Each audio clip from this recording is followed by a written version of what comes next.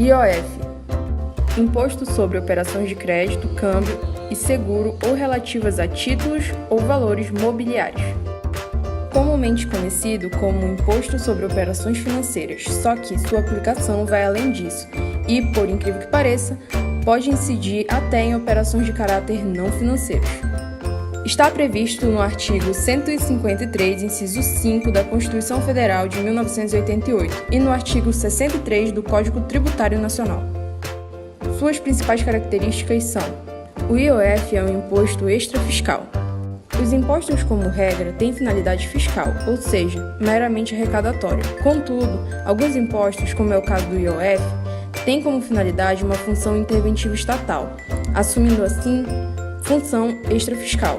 Em outras palavras, podemos dizer que serve como instrumento regulador da economia. É também um imposto do tipo direto. O IOF é considerado direto porque não permite o fenômeno da repercussão tributária, isto é, o repasse do encargo financeiro do tributo. Sendo assim, não há de se falar em contribuinte de fato e de direito. Sua última característica é não possuir uma única base de cálculo, tampouco decorrente de um único fato gerador, mas sim de 4, sendo elas: operações de crédito, operações de câmbio, operações de seguro e operações relativas a títulos e valores mobiliários. Vamos tratar a seguir de cada base de cálculo e fato gerador do IOF. IOF nas operações de crédito. Nessa hipótese de incidência do IOF, temos como sujeito ativo a própria União, sendo o tributo administrado pela Receita Federal do Brasil. O sujeito passivo do IOF nas operações de crédito são os contribuintes. Conforme o decreto de número 6.306 de 2007, as pessoas físicas ou jurídicas tomadoras de crédito, conforme o artigo 4. Já as compradoras ou vendedoras de moeda estrangeira, nas operações referentes à transferência financeira para o exterior, conforme o artigo 12. Já as pessoas físicas ou jurídicas seguradas, conforme o artigo 19. Os adquirentes de títulos ou valores mobiliários e instituições financeiras, conforme disposto no artigo 26, inciso 1 e 2. E instituições autorizadas pelo Banco Central do Brasil a efetuarem a primeira aquisição do ouro, ativo financeiro ou instrumento cambial, conforme disposto no artigo 37.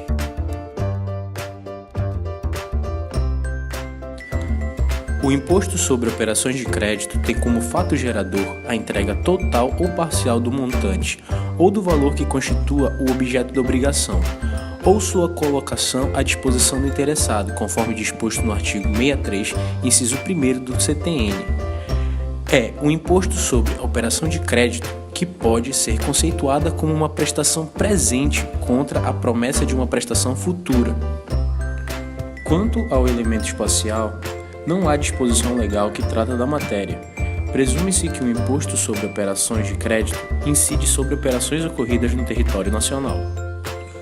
O artigo 2º, parágrafo 2º do Decreto nº 6.306 de 2007 é inequívoco ao dispor que, tratando-se de crédito advindo do exterior, não haverá incidência de IOF nas operações de crédito, mas incidirá o IOF nas operações de câmbio por ocasião da conversão dos valores para a moeda nacional. Quanto ao elemento temporal desse imposto,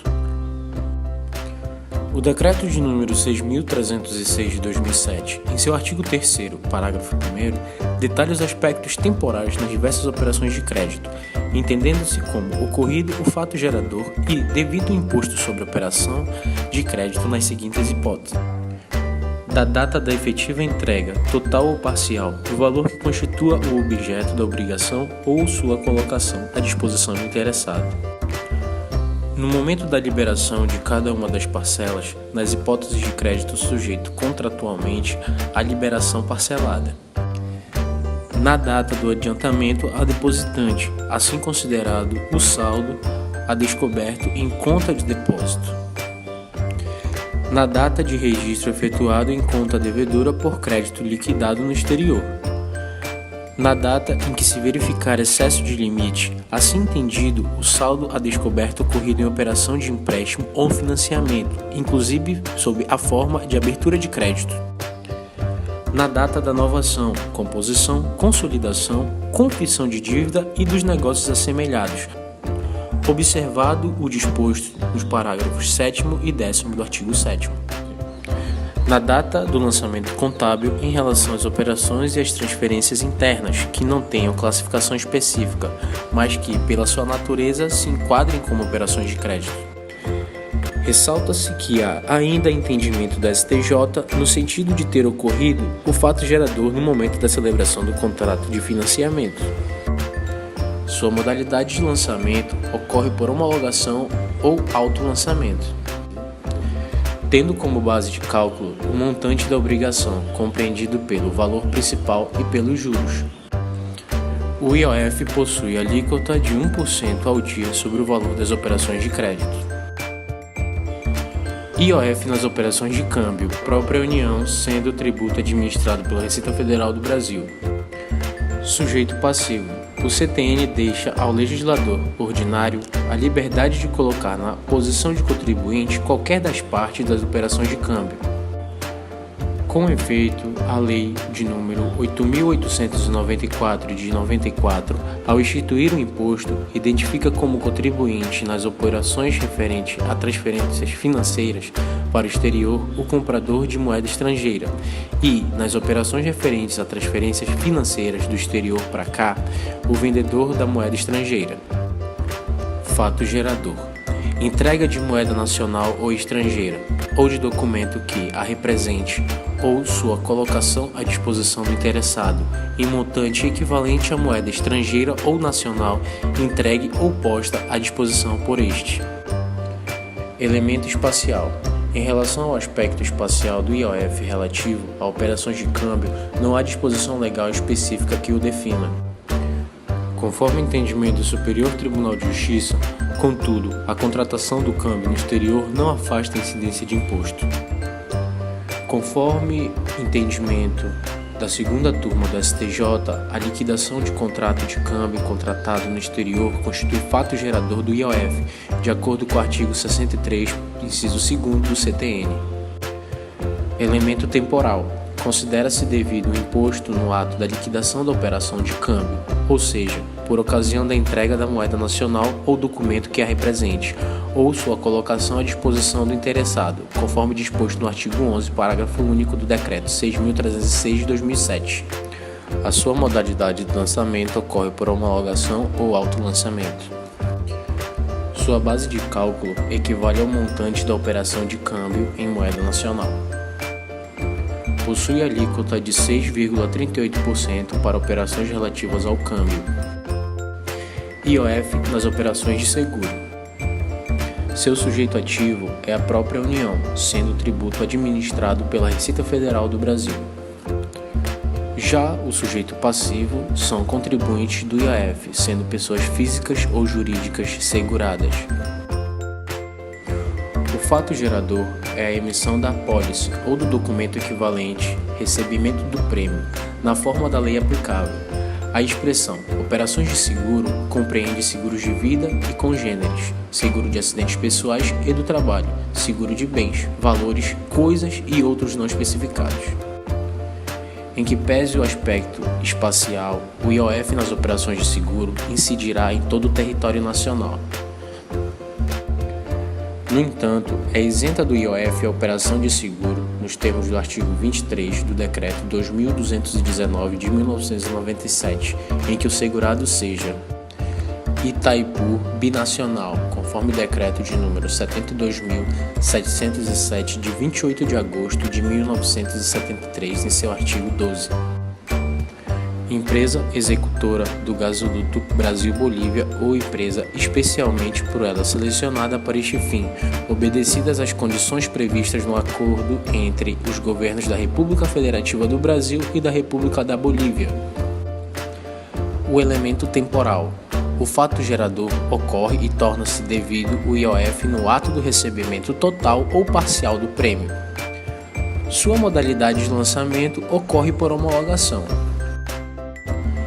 A base de cálculo é o montante do prêmio, cuja alíquota é de 25%. IOF nas operações relativas a títulos e valores mobiliários. O sujeito ativo do IOF nas operações relativas a títulos e valores mobiliários, adivinhem? É a União, sendo também o tributo administrado pela Receita Federal do Brasil, isso mesmo. Gustavo, me diga aí, quem são os sujeitos passivos? Em relação a esse núcleo do IOF, contribuinte são os adquirentes, no caso da aquisição de títulos ou valores mobiliários, e os titulares de aplicações financeiras, nos casos de resgate, cessão ou repactuação, conforme o Decreto-Lei de número 1783 de 1980, em seu artigo 2º, e Lei número 8.894 de 94, em seu artigo 2º, inciso 2º, a linha A, e artigo 3º, inciso 2º. E as instituições financeiras entram nesse caso? Sim, as instituições financeiras e as demais instituições autorizadas a funcionar pelo Banco Central do Brasil, conforme a hipótese prevista no inciso 4º do artigo 28 da Lei de número 8.894 de 94, em seu artigo 3º, inciso 3º. Qual o fato gerador desse imposto? No caso, o imposto sobre operações relativas a títulos e valores mobiliários tem como fato gerador a emissão, transmissão, pagamento ou resgate dessas, na forma da lei aplicável. Importante mencionar que, se na operação vierem as 3 situações mencionadas, o IOF será cobrado tão somente uma vez. Débora, é importante saber que a incidência do IOF nas operações relativas a títulos e valores mobiliários ocorrerá em todo o território nacional, não havendo nenhuma causa especial de isenção, cabendo apenas a aplicação dos dispositivos do CTN para aferir as hipóteses de sua não incidência. Qual o momento em que se incide o IOF nessa hipótese? No caso, a incidência do IOF ocorrerá no momento da emissão do título, o pagamento desse em sua transmissão ou no momento de seu resgate nos termos da lei vigente aplicável, conforme preconiza o CTN em seu artigo 63, inciso 4º. Temos nessa modalidade de incidência do IOF a modalidade de lançamento por? No caso, ela é por homologação. Eu ouvi dizer que o IOF nas operações relativas a títulos e valores mobiliários possuem 3 hipóteses de base de cálculo. É isso mesmo. As 3 hipóteses são: quanto à emissão, o valor nominal mais o ágio, se houver; quanto à transmissão, o valor ou preço nominal, ou o valor da cotação em bolsa conforme determinado em lei; e, por fim, no pagamento ou resgate, o preço. Qual seria a alíquota? No caso, a alíquota máxima é de 1,5% ao dia. ITR, Imposto Territorial Rural. A função desse imposto é a extrafiscalidade, pois serve como um instrumento auxiliador de forma a combater aos latifúndios improdutivos. O sujeito ativo do Imposto Territorial Rural é a União, ou seja, é de competência da União a instituição e regulamentação do ITR, conforme disposto no artigo 153, inciso 6º da Constituição Federal. Já como sujeito passivo desse imposto, temos no caso do ITR o proprietário do imóvel rural, por domínio útil ou que possua a posse do devido imóvel. O fato gerador desse imposto é? No caso, ser proprietário, ter domínio útil ou a posse do imóvel rural. Quanto ao elemento espacial, o que podemos falar? No caso, possui como critério a localização do imóvel rural, ou seja, que não seja em zona urbana do seu município. Já o elemento temporal ocorre a partir do momento em que se adquire a propriedade imóvel localizada fora da zona urbana, independentemente do título translativo imobiliário. Quanto à modalidade do lançamento do ITR, ocorre por homologação, conforme disposto no artigo 10 da Lei 9.396 de 1996. Sua base de cálculo é o valor da terra nua tributável, ou VTNT. Terra nua é entendido como sendo imóvel por natureza ou acessão natural, compreendendo o solo com sua superfície e a respectiva mata nativa, floresta natural e pastagem natural. A legislação do ITR adota o mesmo entendimento da legislação civil. Dessa forma, o valor do ITR a ser pago é obtido mediante a multiplicação do VTNT pela alíquota correspondente, considerados a área total e o grau da utilização, GU, do imóvel rural. O grau de utilização é a relação percentual entre a área efetivamente utilizada pela atividade rural e a área aproveitável do imóvel rural. Constitui critério, juntamente com a área total do imóvel rural, para a determinação das alíquotas do ITR. As alíquotas do Imposto Territorial Rural estão previstas no artigo 11 da Lei 9.393 de 1996. Vamos deixar aí na tela a tabela com as alíquotas previstas no artigo 11 da referida lei. Como a gente sabe que ninguém vai olhar para essa tabela, a gente vai deixar uma música bem legalzinha tocando aí até o final e é só isso.